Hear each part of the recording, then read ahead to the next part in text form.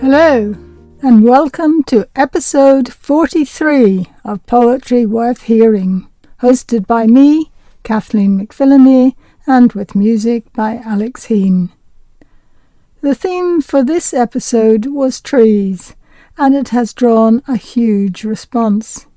I already knew that there were many different approaches to poetry and trees, as you will hear from the poems I solicited from Peter Larkin, Katharine and Harry Mann. I didn't expect the submission for the episode to include such a quantity and range of poems, so much so that I could have filled the episode several times over. However, I had to make choices. The poems you will hear come from Lucy Ingrams, Will Staveley, Sue Wood, David Cooke, Liz Murray, Liam Aungier, Kate Young, Matt Bryden, Sarah Westcott, Rowan Reddington, Ronan Reilly, Maria Isakova-Bennett, and Claire Collison. As always, you will find information about the poets as well as details of their publications at poetryworthhearing.biz. When I started thinking about this episode, I knew that I couldn't do it without reference to Peter Larkin, who has written so extensively about trees. However, approaching his work reminded me of the story about James Joyce, who is supposed to have said that he dedicated his whole life to writing Finnegan's Wake, and therefore expected his readers to do the same. So I was very pleased when Peter offered to record a bite-sized work, 7 leaf sermons, for the programme. This is a beautiful pamphlet from Guillemot Press. If you can manage to buy a copy, I thoroughly recommend it. 7 Leaf Sermons. I have a certain fondness for these poems, as I would never have written them without having been invited to react to one of Rupert Loydell's paintings. Rupert used to run a small press called Stride, and Stride is currently an online magazine. He sent a number of poets, including myself, one of his leaf paintings each, and asked us to respond with a poem in a set format, 15 lines of 10 words each, in 2 sections, dividing the first 10 lines from the following 5. Not at all syllabic then, so perhaps exposing us to, or allowing us to relish, some protuberant or lumpy side effects. I didn't always keep to the same section divisions when I continued to write some more poems myself. I don't know why Rupert chose as his title Leaf Sermons, but I became intrigued by the phrase and so decided to work up another 6 poems to arrive at the rich number symbolism of 7. If Shakespeare's As You Like It can speak of sermons in stones, why not some sermons in leaves? And the provocative would-be sermon mode appealed to my attempts to explore some sort of theopoetics in recent years. And As You Like It also invokes tongues in trees, which could well be leaf-shaped. In the Bible, leaves can symbolize the transience of life and human effort, but also a persistent vitality and fidelity, together with a healing evergreenness. Not that I had any particular ideas in mind when I started on these poems, apart from the 3 interlocked motifs of transience, recovery, and a nurturing shelter. The 6th poem includes the phrase abide, weak absorption, which is certainly rather opaque in itself. Leaves, in fact, have strong absorption, as they take up much light energy, unlike clear glass. But the phrase suggests their resilience in times of poor light or daunting prospects for growth and survival. I hope you will enjoy the sound textures and darting motifs in these 7 poems.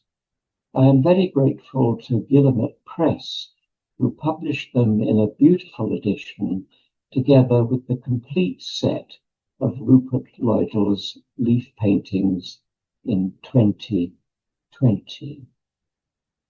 So here is the first poem.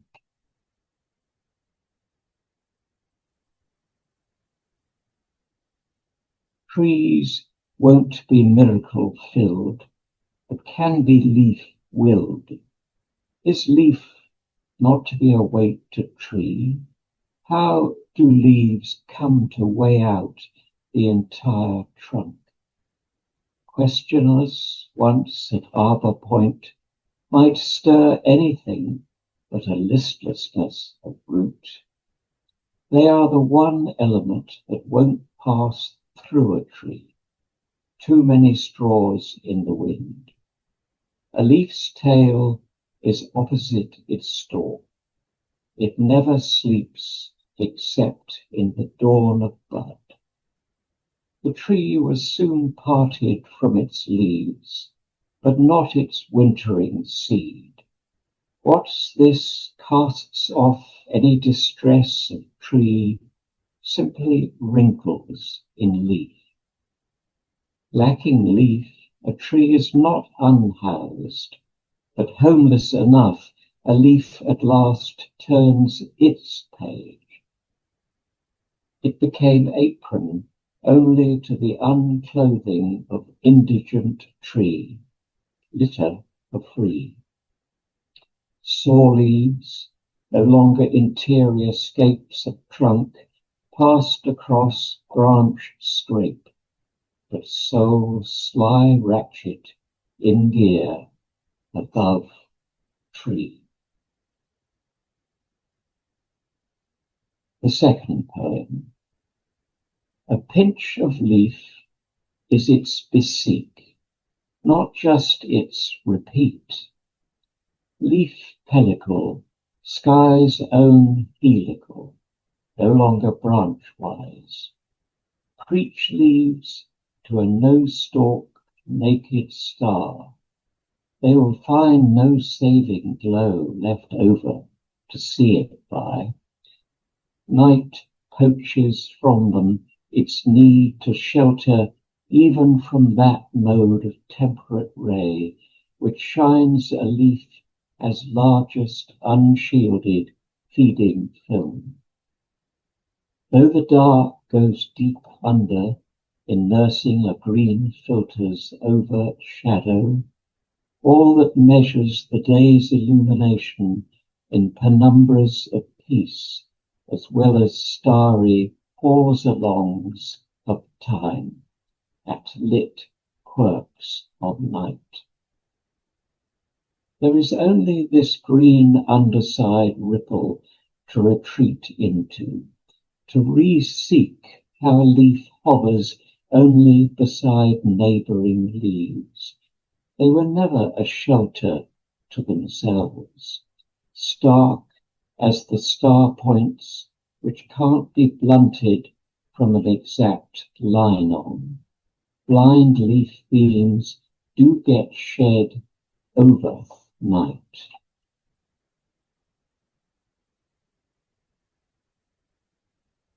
Poem 3.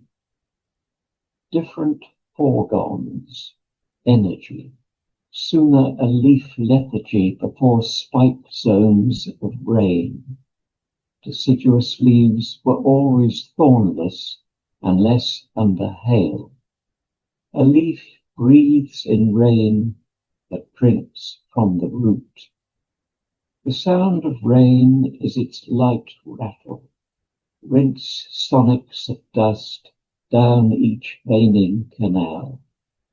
But not for this harmony did leaves measure the distance between wet and dry. Greenery is not directly shower-pounded. Other filters were intended.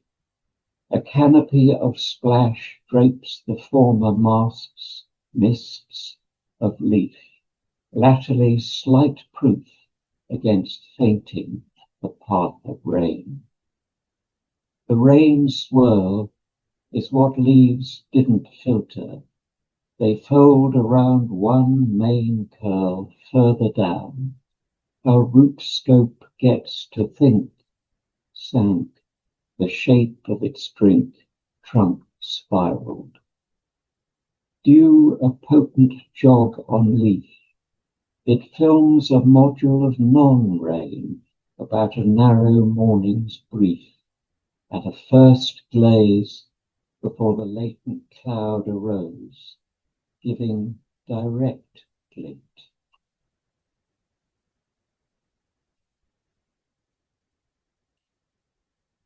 Poem 4. A forest throng? The scene goes leaf-begged or dissembling. Just so, no other rags accord it a meagre look, some greater flake made from the stalk of a tree. Leaves take their ventures solely at a lobe's end. Whatever crouched bare thing they imbibed is palmate sooner than bunchless.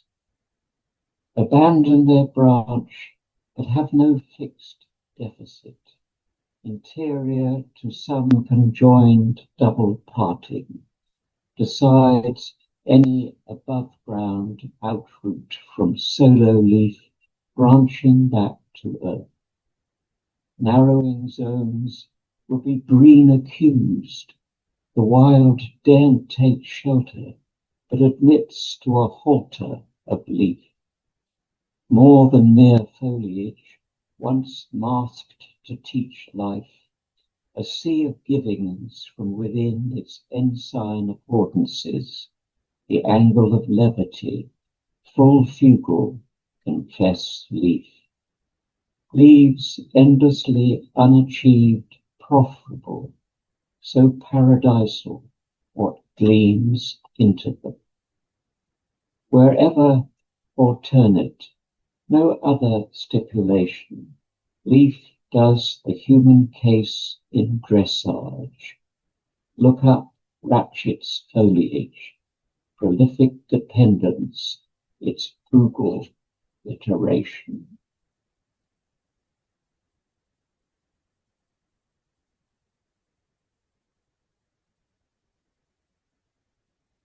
Poem 5. Assailable patience at a leaf's projection already assimilates to a branch bewilderment with its own pre-precarity, that the making had only to patent a leaf. Forward of outward leaf is all inward taper. Leaves hid their secondary scar. No tree can seal itself to a recovery apart from this readherence. Rarely takes a homily in leaves. Counsel a tree no hesitation before the green cloud of spring, but await the opaque substrates guiding on through summer. Move to learned a leaf. A tree incites these intemperate repeats, will not suffer a less than complete ravage without its annual apprenticeship. Solar panel, a leaf's eyeless lash, burnt directional or gazing out sunrise. No other niche for the leaf apart from strict, gullible exposure. Only the stalk learns what can remain hidden. Droop leaves from the sun haze of their own root dirt. They will spark a slender trust, insurrectional to glaze. Poem number 6. climbs beyond fenestration onto foliage, move to disroam at leaf, needs be introduced to appearance in non-structural strands for a tree. The tree would have no firmament without its cloud of leaves. Where a bough is poised between heaven and earth, full in leaf points to its latent interceding. Sprout branches mouthing oak, pre-human in the last speech of a span, leafdom primitive with inflective absorption. If foliage strips for healing, it is minutely the cabinet it heals. Liturgical fan, leaves as firm as other words for tree, how they can have sponsored the reach they didn't bridge. To write a prayer scrawl and inhabit its leaf across heavens of tree pith overhead, no pittance the rotting leaves indents, transpirationally represents. More low energy, but any other relation to be gleaned from the green machine. Lobes cue poor light, abide weak absorption, goes a path lengthening direct. And the last poem, number 7. Toward a tower of leaf, bowers at alleviative chance, post-stance reception, how to enter a tree, stayed with it, does alternate, but with no other stipulation, as totally accomplished shelter zone, extremes of tree mete out core moderate entourage. A silent spree presses from green missing determinants, pure additive shelter. The leaf-life spindle of time, apex of seasonal flotation, tree rogation. Apart from leaf fall, the trees know no steeper plucking. Any nakedness of light is never like a skeleton tree where once leaves have been. Can leaf derive only from a flat modification of branch to blade? Plot a leaf, seduce the equality of trees, but still towards an alphabet of shelter.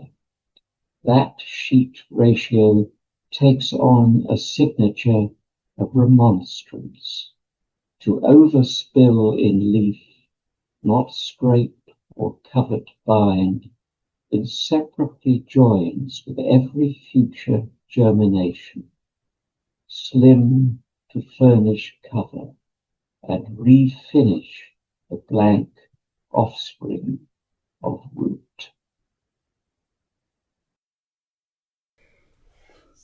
I am by no means a numerologist, but I do think there was some element of serendipity in the number 7 in Peter Larkin's 7 Leaf Sermons, and the way Katharine Towers structured her book-long poem on the life of an oak on the 7 ages of man as presented by Jaques, also in As You Like It. We hear Book 1, The Infant, and Book 5, The Justice.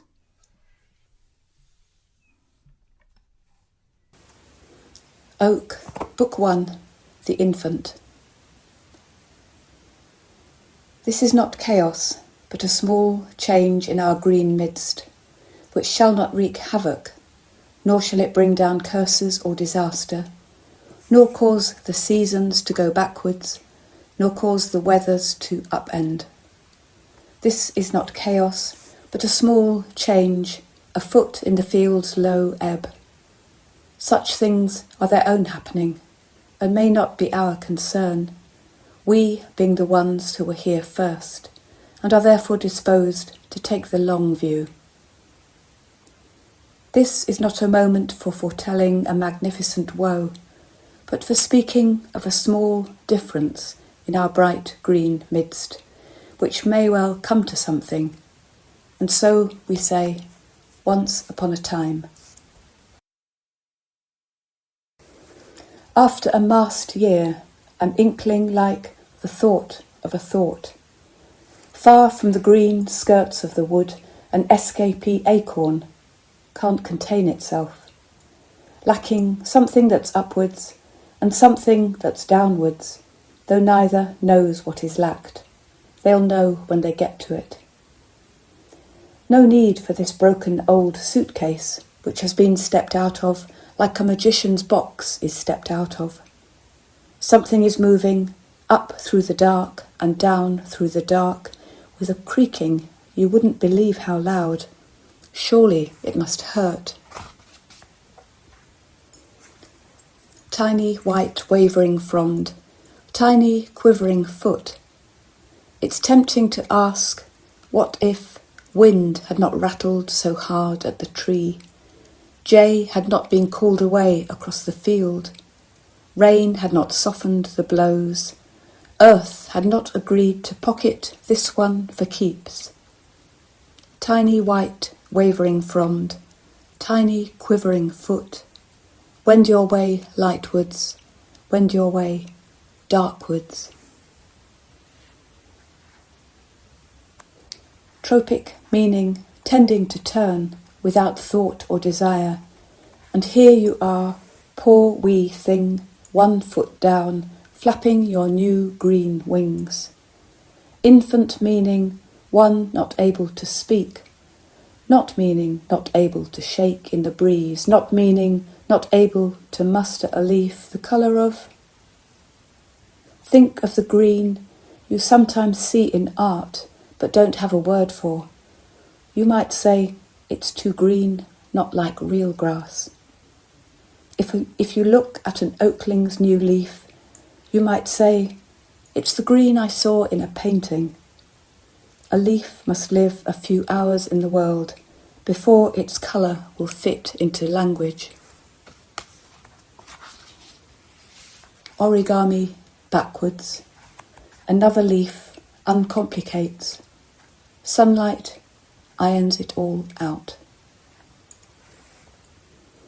O oakling, addicted to water and light and to shaking, why do you call to mind a paper cocktail umbrella, perfect and useless?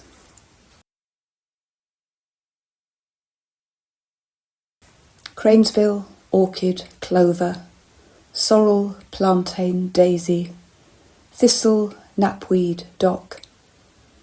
You can barely see an oakling amid a meadow's fruitless waving, the quiet one getting on without a fuss, like the kid in the corner who's good at maths. Bird's foot trefoil, a little yellow purse, not much of a companion. And doesn't it make you sad, the flowers and trees left out in the dark, the meadow grey under the moon like a bleached reef, but very much not dead. In fact, fending for itself, like the clean white owl brushing across the grasses. Shh, shh, shh.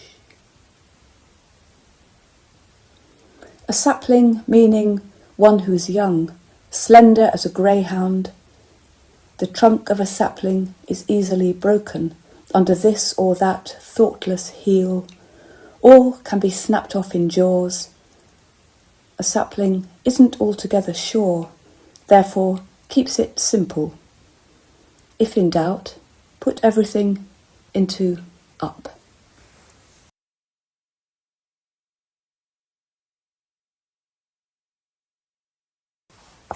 Book 5.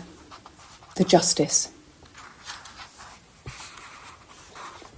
This is the time in our story for a letting go, the middle age of relinquishment, because a notice saying keep out is of little use to one whose life is sloping away.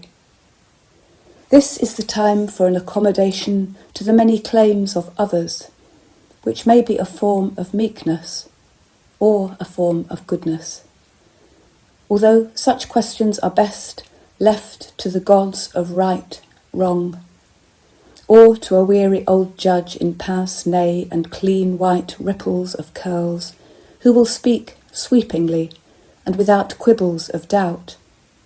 And here is what happens next. Yes, it is right to make room for the many who depend on oak's substance or form. Substance being bark's sweetness, leaves' tartness, and roots in their root layer. Form being the little warm crannies, the dents and errors. Shall we knock and see who's home? Here is oak moss lichen, like a small grey beard, curly as miniature antlers, frondy like seaweed, earthy like fougere and sheep. An oak in its lichen resembles Miss Havisham dressed in fine dust. And here are oak milk cap, with their smell of wet laundry, spending time en famille. They have nothing to say, being only listening devices, for it is meet and right to sit here and wait. The word humble comes to mind. And here is Pip the robin, who makes a quick house call and flicks up his tail. See you around. Woodpecker is a much better secret, to and fro like clockwork, close to the heartwood, although still not what you could call a friend. A green dash in the woodland, flying away from someone's bad joke. Ha ha! Ha ha ha! Dipping through the branches, scuffling the forest floor and hoping there'll be a few more years before the bats move in. Monsieur Moustache, who toiled for days and nights to hollow out this good home, which has all the curves and corners of home, and the softly rotted leaves of home, and a perfectly round opening to outside. Think what will happen in here. Think of the new pink tiny ones, made of mouths and elbows, squirming like grubs, no sooner grown and fun than gone. Leaving behind them home's empty dark, the oak's slow beating heart. Still not a bad home after a day of rifling through the forest, trying to see the funny side. And then there's the ragged old owl who comes once in a while with his shivery cry. Great big bird bumping into trees, who has a hankering for this particular branch with a kink in it. Brown owl blinks his brown eyes, thinks about mice. Thinks about mice. It is right that an oak offers a helping hand, setting the threads of milk cap roaming underground, scouting for others to tangle with. A mycologist would say, imagine it like hair growing, or like an intranet for urgent messages, or like someone looking for a hookup with a good match.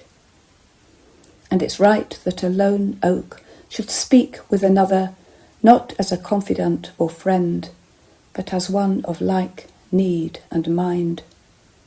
You scratch my back, I'll scratch yours. There may be a message, and such a message may take years. And it's right that an oak should take its ease in the cold season, a fall of curling yellow leaves like flimsy fortune fish, as if to say, dead one. to rest meaning to forget those things that might trouble an oak in its summer cups.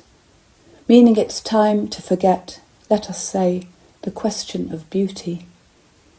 Pointless when twigs are the scribbles of a child, when branches have no reason, when a trunk is shown for the old hunchback it is. Time to dig your heels into the hard ground. One time, a gale takes off a branch. The branch sighs and lies down, close to the beloved. One time, hailstones clatter in the dry twigs like tiny boiled sweets and roll down to comfort the poor branch that fell.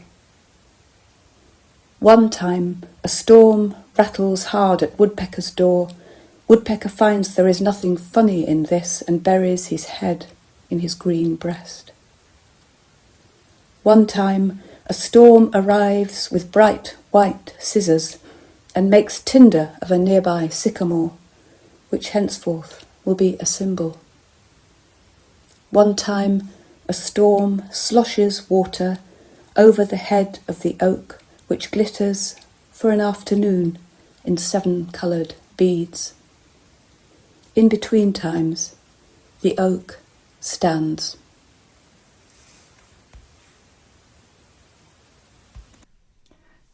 And now, very different again, Harry Mann, a poet of pop culture and the surreal, gives us a poem from his collection Popular Song.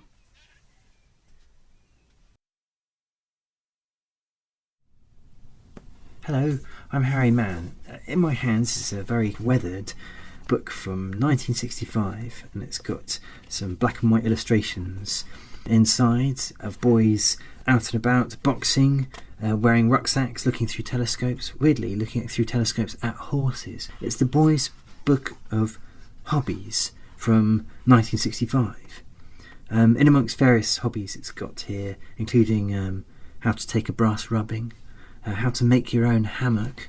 There's also a really fantastic little chapter, I've got it here, on tree spotting. It's got several kind of silhouettes of trees, some which are more familiar to us, and some of which, of course, since 1965 have vanished from our countryside and from our parks, including the ash and the elm. But then there are some more familiar faces here, or rather tree roots and branches of the horse chestnut, the oak and the lime and the beech. So I wrote this poem, which is called That Chapter on Tree Spotting. When you started to read this chapter, you might not have thought tree spotting could be an exciting hobby, although, like trees, our roots show above and below the surface, and trees have always been linked with the story of England. So this chapter will tell you, at the rate of 1/3 of an inch, the speaking that trees do from leaf tip to root, the luminiferous cumulus over us. Mid-speech majestic, the U holds an owl up like the World Cup. When you started reading this chapter, you might not have thought tree spotting could be an exciting hobby, although there is no fidgeting in hedgerows or staying up late to wait for your quarry at the rate of 1/3 of an inch a minute. Arms moving arms away from arms. The arms of trees and you have always been linked with the story of England. Trickling with you your own private weather under a horse chestnut after this rain. After you started reading this chapter, the might of your thoughts had grown out of England, an exciting hobby, and England and our roots, at a rate of 1/3 of an inch a minute, are linked above and below. So you are now England, and the trees are spotting you, holding you up, an exciting hobby, like the World Cup.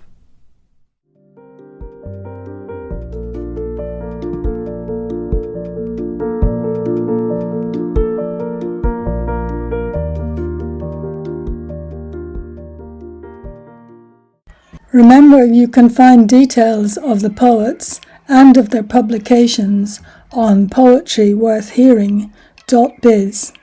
You can also find the first of the 7 Leaf Sermons, thanks to Peter Larkin and Guillemot Press. Now we move on to our next poet, Lucy Ingrams, Being Among Trees. Sunglasses. Mayshine glinders through a nave of woods, amber-filtered. Springs lightnings of ignited green, stirs flower gold gnats above a flower floor of garlic.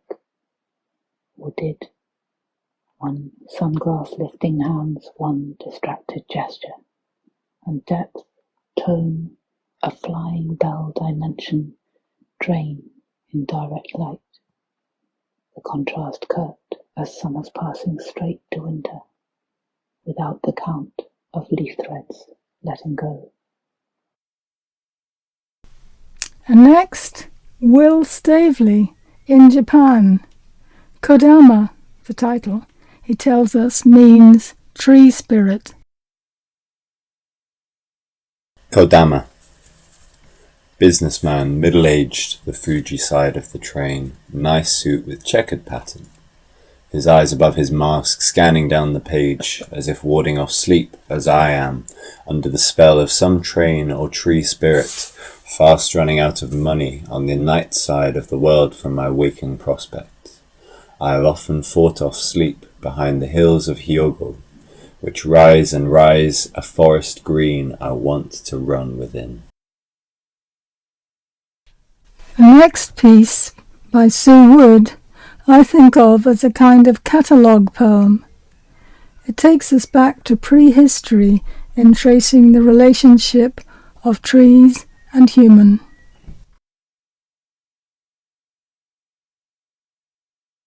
This poem is about the ancient Druid and folklore connections with trees. It's called Vesica, which is an ancient symbol for the interconnection between man and the natural world. It's used in many cultures and religions. Vesica. 1. Dawn point, star on stone, a willow man, woven at midnight holds a bloodied man, gift for light, for hope, oak, ash, thorn, and the bonny ivy tree, Dure, neon, huth, a time to be born, a time to die, a time to kill, a time to heal, a time to laugh, a time to weep. Yule, Beltane, Litha, Mabon, Samhain, turn, turn, turn. 2. Dure, door, to see.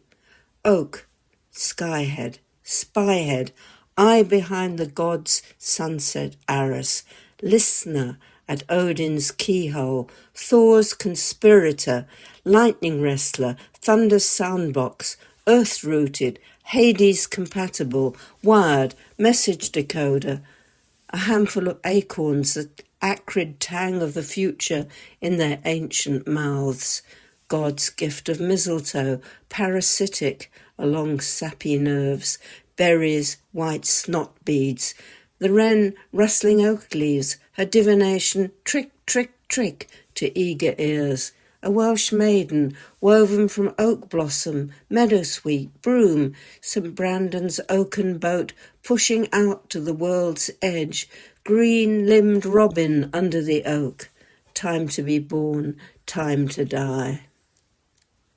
Neon, ash. Of all the trees in England, only the ash, the bonny ash, her 3 sweet corners in, burns fierce while it is green. Druid king, bind earth to sky, bring your ash staff here. Does Odin's 8-legged horse still gallop between 9 worlds, his scallop hooves gripping the tree bark as easily as Ithaca's goats, while Odin hangs the spear in his side, waiting for the runes to speak, for the warrior to turn poet, for darkness to shimmer into light.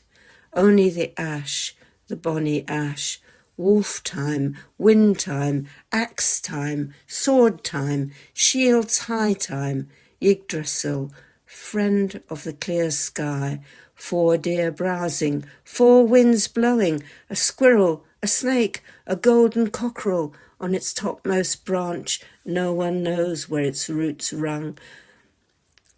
Wolf time, wind time, axe time, ash sap before mother's milk for newborns, a leaf under your pillow for a new lover, ash leaf close to the skin for boils, world tree, Yggdrasil, neon, the ash burns green at the end of time.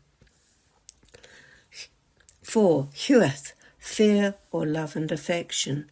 Thorn, hawthorn, by a rock, a well, a spring, bent on the wind, the thorn crouches low. A cuckoo echoes itself. Under the thorn the fairy beckon, come see, come see. Thomas the rhymer under the hill for 7 long years, his mouth stitched into silence, words stopped on his tongue, that he might know, not the fawn under the bush, nor the ghost owl's stoop, but the language of stars, the great dark, the great light. Thorn sprung from strange roots, carrying Christ's agony in a circlet of pain. Blossoms startling midwinter spring, a blizzard in May on Glastonbury's cold tor. Thorn hung with our sighs, dreadlocked in rags by St. Madron's well, in the arms of maidens, ribboned, decked for the dance, band in the house for the wrath of the fairy, its plague stink of death, bedsheet scent lust in the air, a carrion trap for flies, a circlet of pain, Mayday girls and boys, an endless dance on the gathering green. Come see, come see. And now, back to writing his own poetry after many years editing The High Window, David Cooke. I'm going to read a poem called Husbandry. On the face of it, it's a poem about conservation and reconnecting with nature. But it also has a more personal subtext, which is to do with reconnecting with poetry and an attempt to write a poem after a very long fallow period. Husbandry.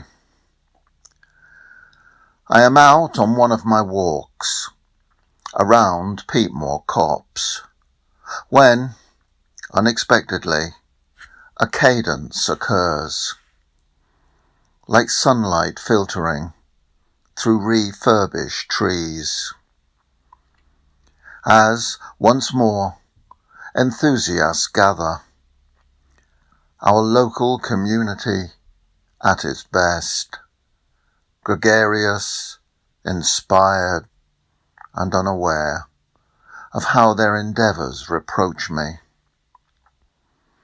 Establishing growth, preserving the old, they are unfazed by saplings that fail. The sprawling giant brought down by a storm. Retirees who like to keep busy, or the conscience-stricken young. They are trying to find a lost connection, renewing the paths and hurdle fences, cleaning out the streams. They enhance a space that others can savour. One step, one line at a time, I may have gleaned something.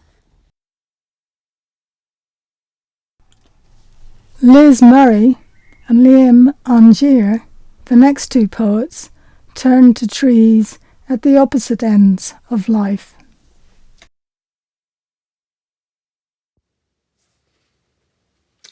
Today. She brought it to the wake in December. She had picked it, she told me, on the estate where he used to paint. A spray of larch dotted with tiny cones leaning untidily from the bouquet. Grasses tall stems of late autumn flowers, lilac pom-pom dahlias, so unusual, tied up loosely with green velvet ribbon. He would have loved it, of course, the messy, wild gathered-togetherness of it, the way it collapsed into the vase in a happy muddle. When the flowers had withered, I propped the larch spray in an old glass bottle at the window behind the kitchen sink. It's late February now. Today the larch burst into life, lime green starry leaf buds, his favourite colour.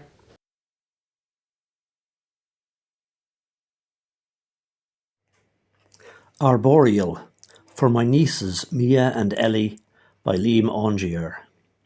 My wish? To plant for you an arboretum on some drizzling April morning, to break ground with spade or shovel and tamp down hazel and willow saplings, supple as young eels and swaying in the breeze, and then to see them bud and blossom, mature into the offspring of a grove, their topmost branches holding up the sky, their ages written down in rings, so that, on a summer's morning, a western wind would wake my greenwood trees, set all their green tongues prattling in the air. Kate Young brings tree and human even closer. His name is Tree, rooted in soils of St. Lucia, bamboo joints, supple as willow.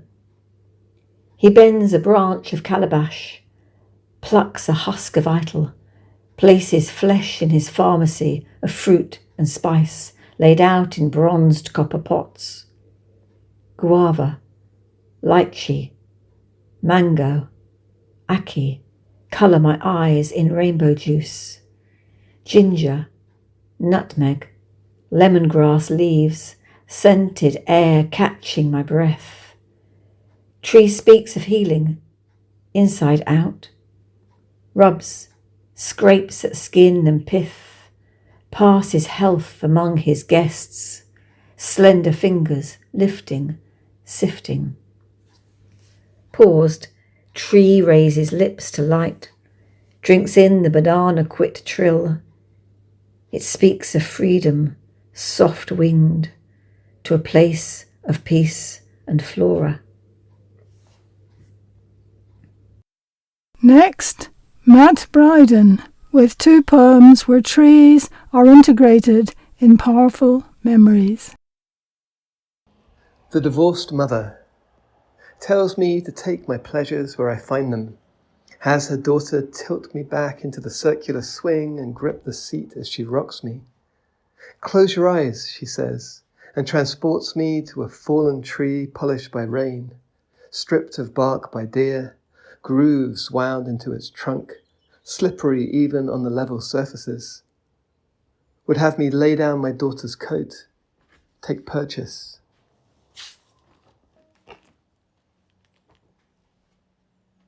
And the next one takes place where I used to do my handover to collect and drop off my young daughter. And it had to be a neutral place. And it was a field of miscanthus. And my daughter and I used to love running and hiding in this miscanthus that towered over her. It was like a jungle to her. And then one time we stopped and it was all just cut down to the ground. And we were just desolate because there was just nowhere to go. It must have been how deer themselves feel and wildlife feel when their habitats are razed. Miscanthus.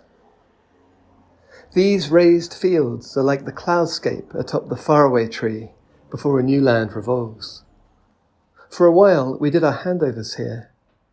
The miscanthus would whisper our presence at the edge of things. You'd run towards the grasses, find the deer corridors and hide within mere feet of me. But now the crop stems scratch your ankles. The 3 young deer we'd spot have probably been thinned in the crosshairs. Almost see them, lippity-lippity, half-stepping in the detritus. And this forest of whispers, the guard hairs trimmed, stunned back to their haunches. All will come back in a year and will be this much older. Your 4-year-old brow that much tauter, broader.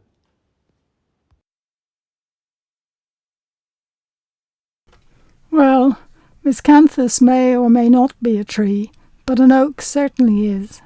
Sarah Westcott is one among many to celebrate it. Acorn. What lies inside so palely?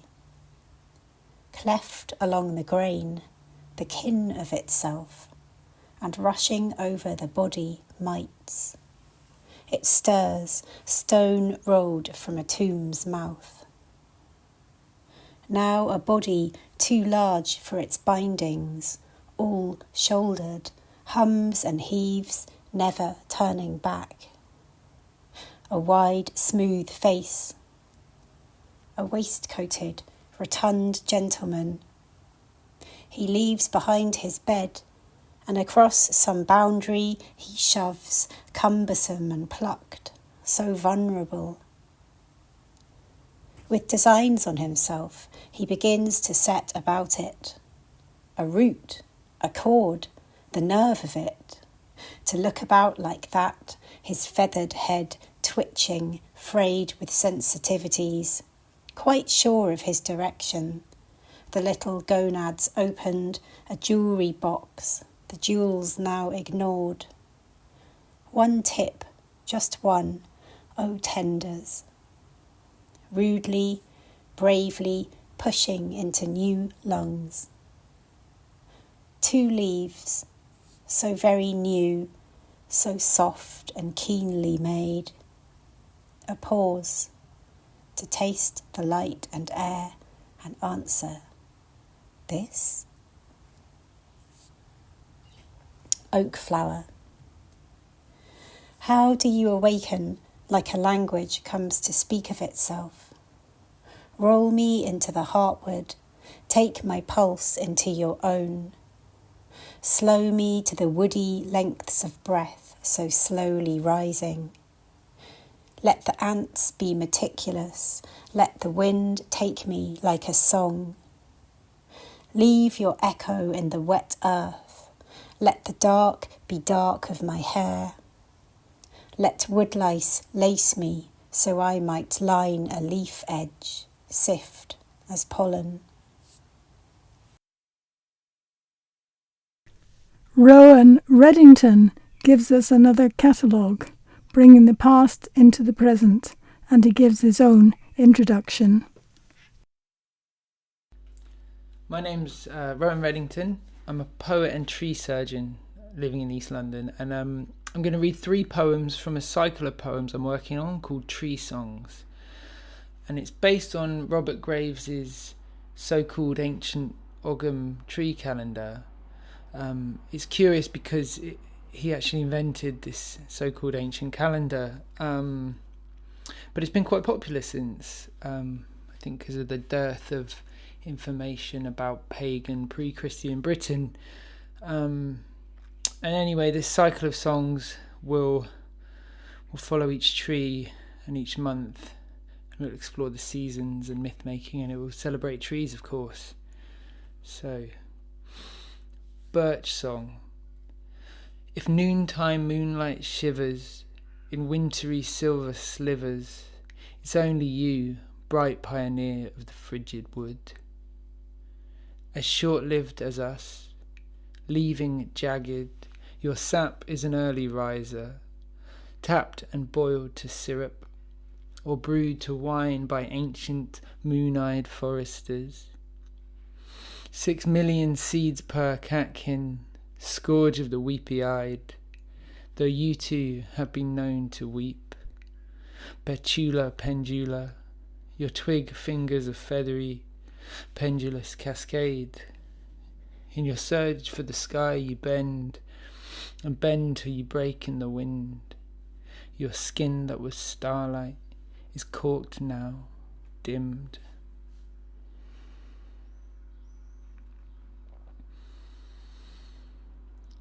Rowan song. Sorbus orcuparia, birdcatcher, highest up the mountain and deepest in the cul-de-sac, you offer your protection. Once a Roman hunting law, snaring birds in your cage of air. Well, the Romans are gone and you're still here, fatting robins in frigid crags, dropping berries on the neighbour's car. Each a blooded globe, opposite each stalk a 5-pointed star, pentagram cluster bombs on suburbia's lawns. Oh, strange, silver and ancient goth tree, like rumoured swingers, like shoplifting kids, like bad skateboarders, you solace the domesticate heart. Though we cannot see it, spring is boiling in the root.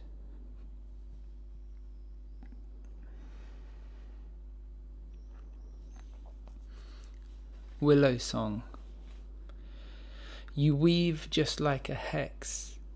You douse this land, feet deep in riverbank. Salix, towering water antenna. Quick and big, queen of the bog, student of Johnny Cash. Didn't he teach you to cry, cry, cry? Well, I caught that bent in your gunslinger stance, in this Tower Hamlets cemetery sky. If spring ever returns, you'll burst your buds, sunbright, yellow, drooped with the weight of all that loot. A fling for the bees, in fields fallow, in sallow hollow, on loamy pillow, you wallow, you hum, you thirst, you burn. Old wild giant, walk in the line.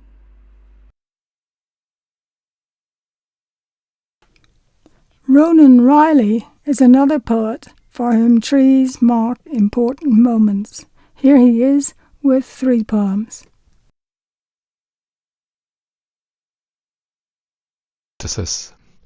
After your call, I found myself gazing at the window, at the moon's descent. Its thin crescent, fragile as hope, tenuous as the filaments that held you to earth, slipping slowly from view, behind the plum tree, blossom laden, ablaze with life.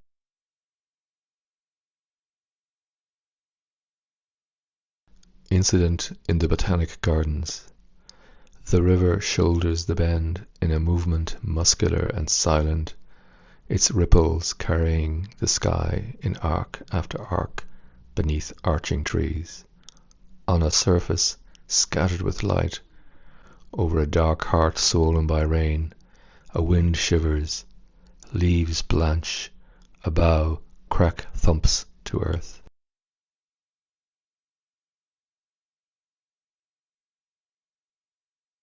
Roofless in autumn, meandering home from school in the cool shade of Mount Merion Avenue, after another day of his casual cruelty, I thought of taking refuge in the densely leafed crown of an avenue beech. Swaddled in a luminous leaf blanket, I'd be safe from his taunts and those of his capos. But like many of my plans, it wasn't thought through. What to do when autumn came? Years later, I saw him interviewed on TV, a dispossessed victim of the Celtic tiger. But pity had withered in his classroom, and I exulted in his abrupt autumnal rooflessness.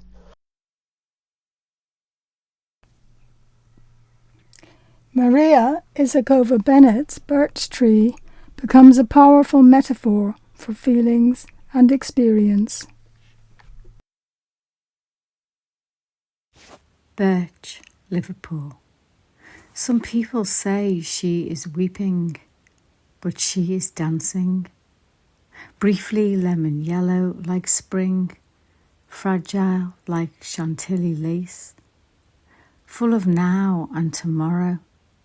At night, long nights black as mystery, as wonder. Pregnant all summer olive green and laden. She quick steps like a girl, like a woman in a fishtail gown, slow, slow, quick, quick, in a breeze, in a gale, hot nights, carries on through autumn, shushes, whispers, knows my scribble in an effort, my stitches in an effort, a gouge of pastel, an effort, smears of paint, an effort, to leave a line on torn linen. Still he left.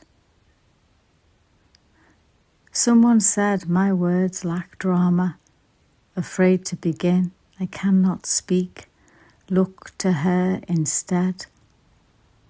Try not to shift my eyes from her girlhood. Try not to shift my eyes to the dead beach beside her. Try not to remember the hawthorn murdered by winter. Try not to notice brittle, bare, empty, maybe hollow. Try not to remember something lush like kisses. Face, her dress of gold and red, autumn bride, face her refusal. Last one to undress, last one to let go.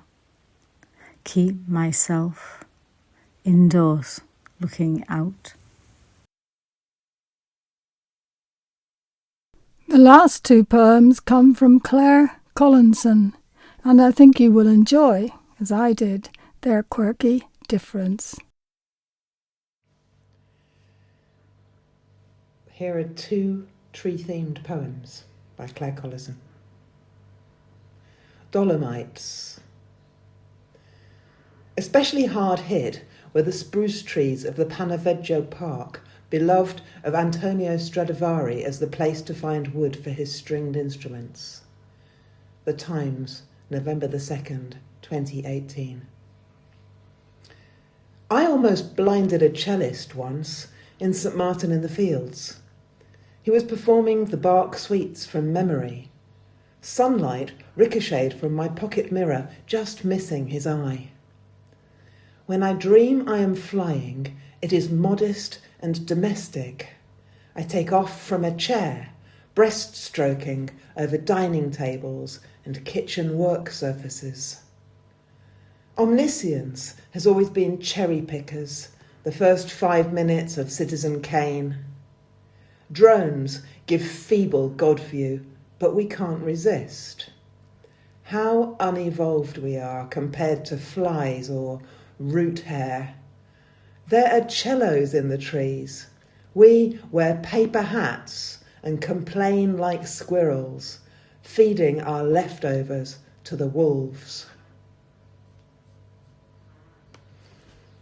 The title of this poem is taken from a book of found black and white photographs of women in trees. Frauen auf Bäumen.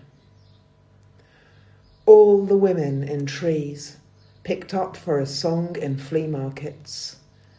There are armies of us peering through leaves from crooks in branches, or swinging, upturned, legs hooked, our skirts over our faces like those dolls. We've been doing this since we were saplings in engravings, sleeping in your box brownies, exuberant and irregular, our souls' birds' nests, our best-kept secrets, hatching between bark-scratched thighs. And that's all for this episode, and all until September. Watch out for new prompts on email, social media and poetryworthhearing.biz. Poetryworthhearing.biz is where you need to go for more information on the poets and the poems and for texts of unpublished poems. Thank you for listening, and I hope you have a wonderful summer.